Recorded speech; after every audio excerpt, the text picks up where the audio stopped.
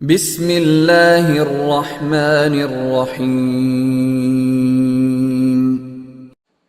السلام علیکم ورحمۃ اللہ وبرکاتہ۔ الحمد للہ وکفی وسلام علی عبادہ الذین اصطفی، اما بعد۔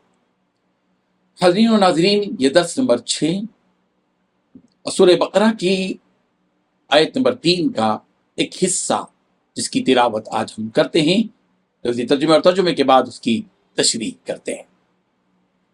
اعوذ باللہ من الشیطان الرجیم، بسم اللہ الرحمن الرحیم۔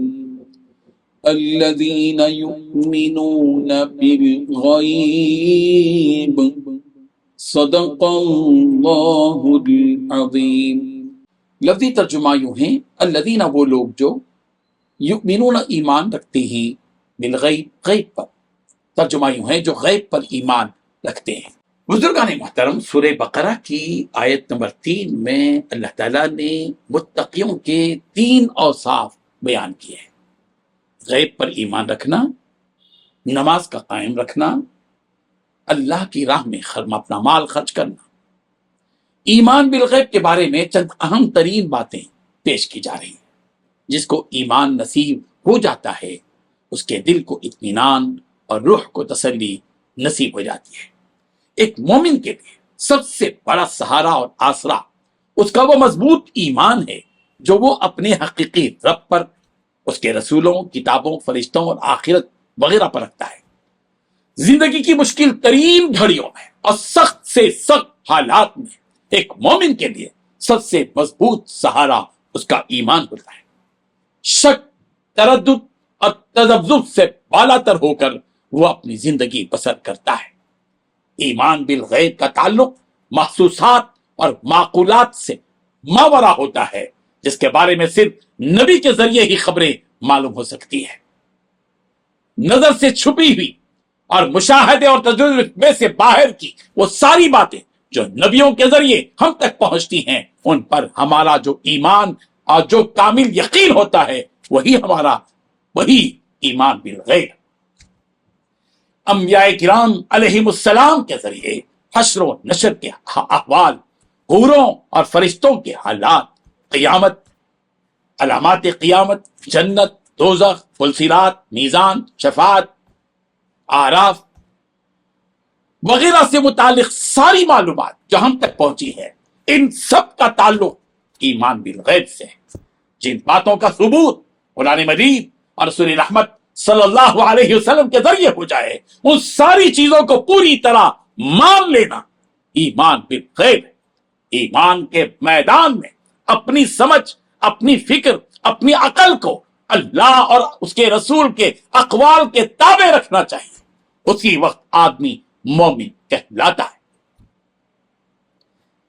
قرآن مجید میں ایمان سے متعلق الذین یؤمنون بالغیب نے جو باتیں بتائی ہیں، اس میں الذین کا جو لفظ استعمال ہوا ہے قرآن مجید میں کئی جگہ استعمال ہوا، قرآن مجید میں بھرا ہوا ہے، سینکڑوں نہیں ہزاروں مرتبہ ہو سکتا ہے کہ الذین کا لفظ استعمال کیا گیا۔ 2-4 آیتیں ہم حوالے کے طور پر بتاتے ہیں۔ قرآن مجید میں ہے سورہ حجرات میں آیت نمبر 12، یا ایھا الذین آمنوا، الذین یہاں ہے، یا ایھا الذین آمنوا اجتنبوا کثیرا من الظن، الذین کے معنی وہ لوگ جو۔ سورہ حجرات کی آیت نمبر 15 میں ہے انما المؤمنون الذین آمنوا باللہ ورسولہ۔ سورہ زاریات کی آیت نمبر 11 میں ہے الذین هم فی غمرۃ ساہون۔ سورۃ الزاریات کی آیت نمبر 52 میں ہے کذالک ما اتى الذین من قبلهم من رسول۔ اسی طرح یؤمنون کا جو لفظ استعمال ہے قرآن مجید میں، یؤمنون، آمنا، تؤمنون، ایمانا، اس قسم کے الفاظ بکثرت استعمال ہوئے ہیں۔ چند آیتیں ہم ایسی پیش کرتے ہیں جہاں یؤمنون کا لفظ استعمال کیا گیا ہے۔ سورہ بقرہ کی آیت نمبر 4 میں ہے والذین یؤمنون بما انزل الیک وما انزل من قبلک۔ سورۃ النساء کی آیت نمبر 65 میں ہے فلا وربک لا یؤمنون حتی یحکموک فیما شجر بینہم۔ سورۃ الانعام کی آیت نمبر 20 میں ہے الذین خسروا انفسهم فهم لا یؤمنون۔